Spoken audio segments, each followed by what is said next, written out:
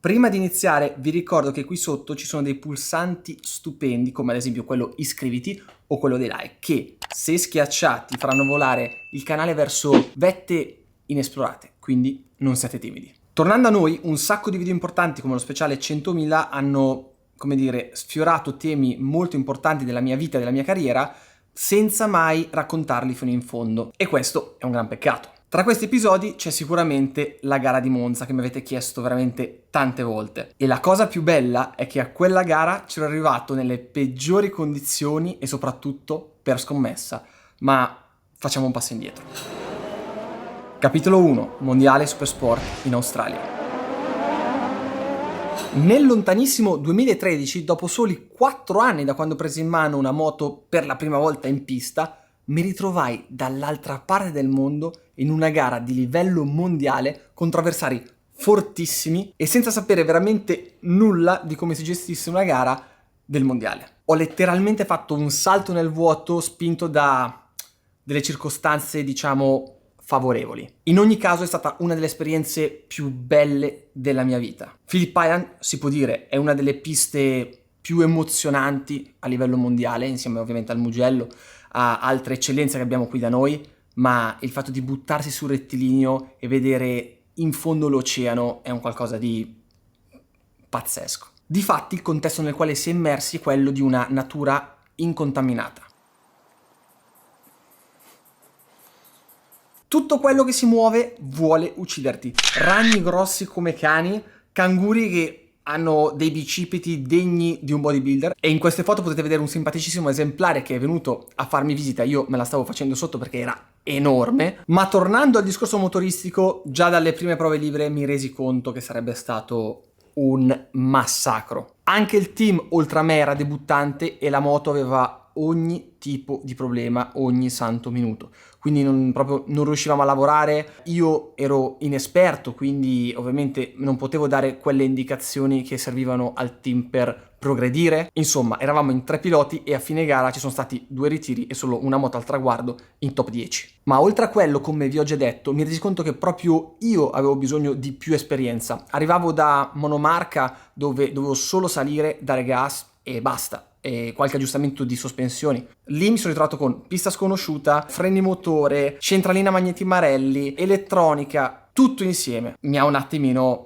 scombussolato i piani. Mi dispiaceva perché dati alla mano il potenziale c'era, ma purtroppo per una serie di motivi tecnici non riuscivamo a concretizzare. Dovevo assolutamente ritornare su una moto che mi permettesse di salire, fare 2 regolazioni di sospensioni, dare gas e basta. Ovviamente è un livello molto più alto di quello che facevo l'anno prima nei monomarca, quindi nell'europeo Stock 600, dove in quegli anni correvano piloti che sarebbero arrivati nel mondiale MotoGP vincendo delle gare. Capitolo 2. La gara di casa, Monza. Tornando indietro dall'Australia, ben conscio del potenziale, ma con il morale veramente a terra, decisi di fare un all-in. Era l'unico modo per convincere l'allora mio team manager. Gli dissi: se allestisci una Stock 600 per l'europeo e io ti faccio un podio a Monza, mi fai continuare in quella categoria per tutto il resto dell'anno. All'inizio lui non volle assolutamente pensarci, perché pensate, prendere una moto super sport, rismontarla tutta, spendere dei soldi per farla tornare stock competitiva era un lavoraccio incredibile. Però io ci credevo. Quindi dopo averlo martellato le sere, le giornate, le mattine, ci riuscì. Ovviamente era tutto a favore suo, perché comunque ad alto livello nell'europeo non avevo mai fatto nulla. Avevo sempre solo corso in monomarca nazionali, facendo vedere un po' il potenziale, ma vi ripeto, correvo da pochissimo e soprattutto la mia esperienza era pari a 0. Ogni gara che facevo scoprivo un qualcosa di nuovo. Comunque è inutile dirvi la carica che mi era salita addosso quando arrivò il suo sì. Non mi sono mai allenato così forte prima di quella gara. E mancava poco, perché il weekend dopo ci sarebbe stato Monza. Capitolo 3. È tutto vero o sto sognando? Inizia il weekend, si aprono le serrande dei box e l'atmosfera è magica. I colori, la gente sugli spalti, i cartelloni pubblicitari che riempiono ogni curva. Ti senti veramente immerso in un qualcosa di importante. Le prove libere vanno discretamente bene, purtroppo vengono martoriate da un tempo che non ci lascia scampo, pioggia, asciutto, mezzo asciutto, quindi non si riesce assolutamente a mettere a posto la moto. Alla fine ci si giocherà tutto durante la qualifica. 30 minuti di fuoco dove sparare 2 gomme e cercare di fare il tempo. E nella Stock 600 era un problema perché noi veramente giravamo molto poco. FP1, FP2, qualifica, gara. Inutile dirvi che la tensione è altissima. Appena suona la sirena e si aprono le serrande dei box, tutti i piloti escono in gruppo per cercare di fare più giri possibili e per cercare di avere più chance di fare il giro migliore. Io invece, come al solito, colpo di scena. La moto non parte, non si accende. Tutti i meccanici si avventano sopra per capire cosa sta succedendo. Le lacrime di rabbia iniziano subito a rigarmi il viso perché in cuor tuo sai che quando succede una sfiga del genere molto raramente viene sistemata nell'arco di quei 30 minuti e soprattutto sai che sarà un pesante handicap per la tua qualifica. Ma miracolosamente trovano il problema, lo smontano, era una pompa della benzina che fino a 2 minuti prima funzionava ovviamente, ne mettono una nuova, chiudono tutto e entro in pista. Me lo ricorderò sempre. Esco dalla pit lane e vedo il tabellone luminoso che mi segna 18 minuti mancanti alla fine delle qualifiche. E in quel momento, mentre stavo uscendo dalla pit lane, con gli occhi ancora gonfi dalle lacrime, decisi che non avrei guardato nulla, avrei solo ed esclusivamente spinto per 18 minuti filati. Ero entrato nella più classica delle transagonistiche. Alla variante Ascari tiravo così forte i manubri della moto che sembrava avesse le convulsioni. Diciamo che è vero che è asfaltata per una cosa di sicurezza, però se il limite della pista è quello, è anche perché comunque uscendo così si va sempre più vicino alle barriere. A Silverstone c'è un tratto dove si va larghi oltre e viene cancellato il tempo. Ogni giro che passava tiravo giù decimi su decimi, se non secondi, e mi veniva veramente facile. Sono quelle poche volte, come va di moda dire adesso, che sei nel flow. Tutto ti riesce con il minimo sforzo, ma stai andando schifosamente e tremendamente veloce. Guarda Luca come veloce, 397 millesimi, giù in carena, anche su lui è bello grosso, alto, dentro in carena, primo, vai, bene. Bello, sta girando da solo, ha preso il suo passo, quindi questo è la dimostrazione che questo è il suo tempo, quindi ce l'ha lui. Sandronocco. Sì. Mentre Salvadori continua addirittura 433 millesimi al secondo intertempo dopo il giro di prima con quell'errore sbagliato. Eccolo lì, 132 al terzo. mamma mia come sta andando Luca, sta veramente andando fortissimo. Ricordiamo che già ha un 155 millesimi sul secondo, quindi andrebbe a dare un bel vantaggio, un bel tirone, c'è anche un po' di scia davanti, quindi vediamo come chiude. 734. Mamma mia, veramente un bel giro. Come è andato, ed è il record, perché 51.273 il record della pista. Bravo Luca, record della pista per la Super Stock 600. Adesso ha mollato, avrà visto sul display, quindi dice sì. Un bel giretto stamattina, l'ho messo un po' insieme, di applausi me li posso raccogliere. Dopo aver stampato il record della pista non ero ancora al sicuro perché mancavano 7 minuti al termine. Quindi a quel punto avevo due scelte: o fermarmi per fare il cambio gomma oppure ancora martellare come se non ci fosse un domani.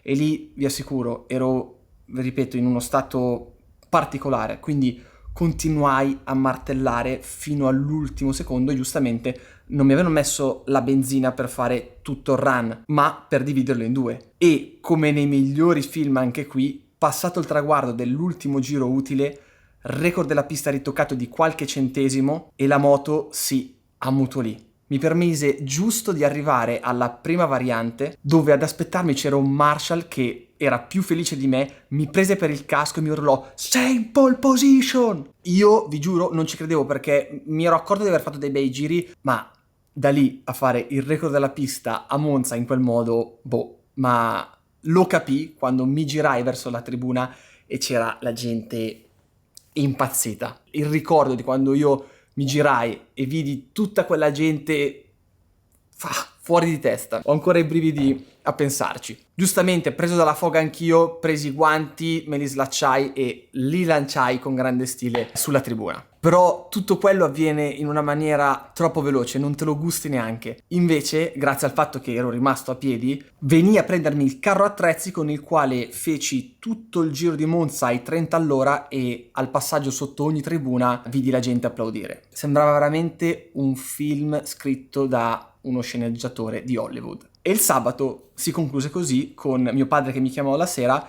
e invece che dirmi cazzo grande, ma cos'è successo? Come dire, ma è crollato un meteorite. Vabbè, avete imparato a conoscerlo nel Sir Confidential, quindi ovviamente scherzando. Il sabato finì così e la mia tensione iniziò a salire. Capitolo 4. La gara. È domenica ed è inutile che ve lo dica, me la stavo facendo sotto. Primo nella gara di casa, tutti gli occhi puntati addosso e assolutamente nessuna esperienza nel gestire quel tipo di pressione. Prima della partenza facevo qualsiasi cosa mi potesse distogliere un attimo la mente dalla tensione pre-gara. Toccavo tutto, facevo avanti e indietro sotto la tenda, pulivo e ripulivo il casco, ma serviva pressoché a nulla. Prima fila in griglia, io, Nestorovic e Morbidelli. Sì, avete capito bene, il ragazzo che oggi sta vincendo gare in MotoGP. Siamo pronti per partire. Io avevo già in testa il mio piano perfetto e ovviamente, ancora una volta, colpo di scena. Mentre facciamo il giro di ricognizione e ci schieriamo in griglia, arriva tipo un muro d'acqua. Cioè sembrava una roba da Day After Tomorrow. Si vedeva in fondo il nero che avanzava e il muro d'acqua che cadeva. Sono sincero, io una quantità d'acqua del genere non l'avevo mai vista.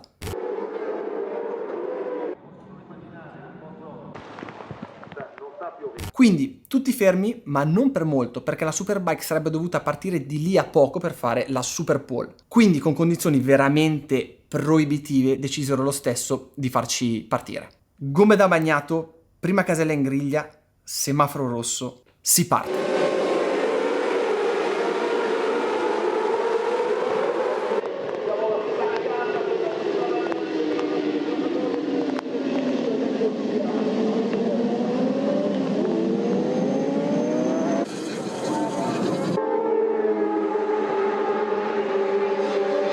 Incredibilmente esco dalla prima curva, primo, non ci volevo credere, più che altro perché mi sembrava di averla fatta alla velocità con la quale mia nonna va in bici con le buste della spesa. E il fatto di essere davanti in questa situazione molto particolare mi ha creato una serie di problemi. Il primo era quello che non potevo assolutamente girarmi per guardare com'era la situazione dietro, perché c'era così tanta acqua che entrava da tutte le parti nella visiera, quindi direi di no, se volevo cercare di arrivare al traguardo.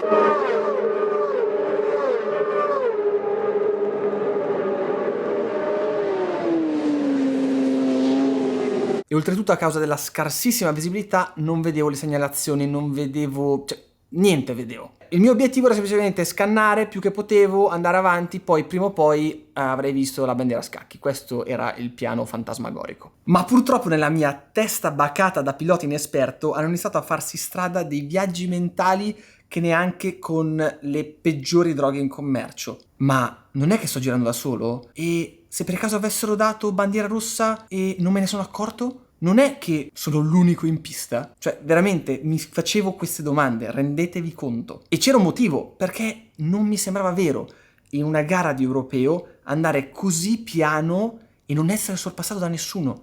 Io andavo all'80%, non toccavo il ginocchio, piegavo pochissimo la moto e nessuno mi sorpassava. Ho detto adesso mollo ancora un pochino e nessuno mi sorpassava. Mollavo ancora un pochino e nessuno mi sorpassava. Cioè io speravo che a un certo punto qualcuno uscisse fuori e, come dire, mi facesse vedere un po'. Niente, da solo. Comunque il discorso era semplice, non potendomi girare indietro non sapevo quello che stava accadendo.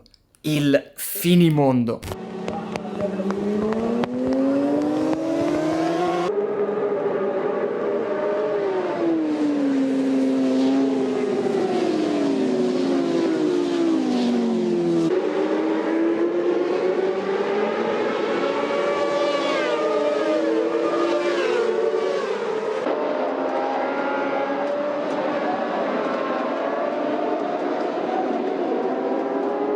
E io nel frattempo andavo, spingevo e nessuno mi passava, nessuno si faceva vedere. Continuavo a non capire. L'unica cosa che a un certo punto, grazie a Dio, ho visto è che sul rettilineo si vedeva il tabellone dei giri mancanti e non vedevo bene perché poi con tutti i rigagnoli sulla visiera una volta sembrava un 13, una volta un 7, una volta un 3. A un certo punto ho visto bene. 1, mancava un giro alla fine. A quel punto riuscii a fare un minimo di piano nella mia inesperienza. Sarei andato al massimo fino all'Ascari. Se anche lì non avessi visto passare nessuno, avrei spinto come un matto ancora fino all'ultima curva, avrei stretto bene il culo, avrei staccato come se non ci fosse un domani e avrei cercato di vincere. Al contrario, se fossi stato passato all'Ascari mi sarei attaccato e avrei cercato l'attacco all'ultima curva. Il problema, come vedrete, è che il culo mi si strinse una curva prima. Un lungo rettilineo da affrontare per Salvadori ancora una volta da solo in prima posizione con la moto che sbanda, si ferma un attimo prima, non ci sono difficoltà per Salvadori a rimanere in testa. Dai, podio tutto italiano, vogliamo il podio tutto italiano. Sono d'accordo con te, leggermente largo alla Roggia è entrato Salvadori e ha perso soprattutto sull'accelerazione. Morrentino è uscito meglio e ancora meglio di loro ha fatto Tatasciore. Guarda Tatasciore, alla seconda di Lesmo ci prova. Mamma mia, vicinissimi adesso. Che finale. È entrato molto Bravo forte, Salvadori. salire nel rettilineo. Aia, tutti e tre si prendono dei rischi saltando sul cordolo. Morrentino in frenata, Morrentino che la butta dentro, fa fatica a tenerla dentro. Salvadori secondo e Tatasciore terzo. Lì che trova la quarta posizione, Morbidelli sesto, Covegna settimo, sceso ottavo.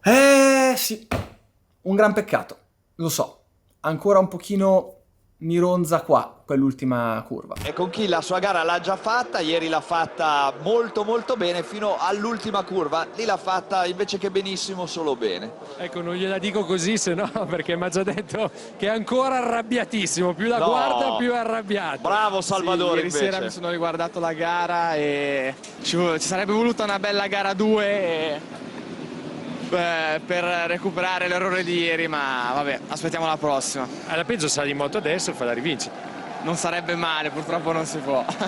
Festeggiato un minimo però, dai. Sì, infatti non so se si vede dalle occhiaie, ma Tieni gli occhiali, dai, meglio.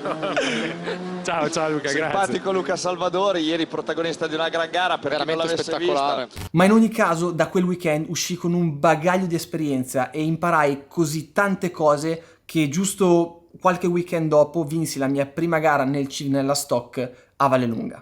Ma quella è un'altra storia. Visto che c'è tempo un attimino per parlarne, ed ecco qui, ci senti? Johnny? Dai, proviamo a tradurre. Fa il Senti? bravo.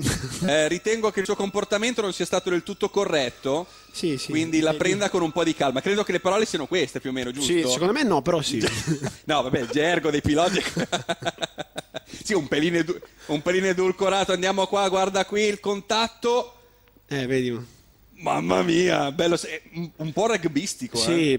Più che altro voglio soffermarmi sulle ultime due curve di questa gara. I più attenti se ne saranno accorti sicuramente, entrando troppo forte nella prima dell'Ascari, e mannaggia me, avevo abbastanza spazio per non rischiare così tanto, la persi dietro. E in quel punto mi venne proprio il cosiddetto braccino. Cioè mi spaventai tanto e non riuscii ad aprire come dovevo in uscita e persi tutto il gap che avevo. E a quel punto, con più spinta, più velocità e tutto, Morrentino mi sorpassò e fece anche una grandissima staccata. E poi tutti si misero anche a ridere perché nella sua intervista post gara disse che aveva sbagliato marcia, era entrato tutto di traverso, ma grazie a questo e al traverso che aveva fatto praticamente fece quella curva a una velocità supersonica. Difatti io dalla moto lo vidi tutto di traverso, tirato, eccetera eccetera, non mi preoccupai neanche tanto perché dissi questo qui va a finire negli alberi, e invece quando rimise la terza, grazie e arrivederci. Comunque bravissimo ovviamente. In ogni caso, a fine weekend, scommessa vinta con il team manager, avevo dimostrato di essere veloce in qualsiasi condizione, asciutto, bagnato, umido, e soprattutto lo avevo dimostrato a me stesso. Anche perché mi ero reso conto nella mia breve carriera motociclistica fino a quel momento, ma anche nella vita generale, che se non credi in te stesso, tu in primis, nessun altro ci crederà.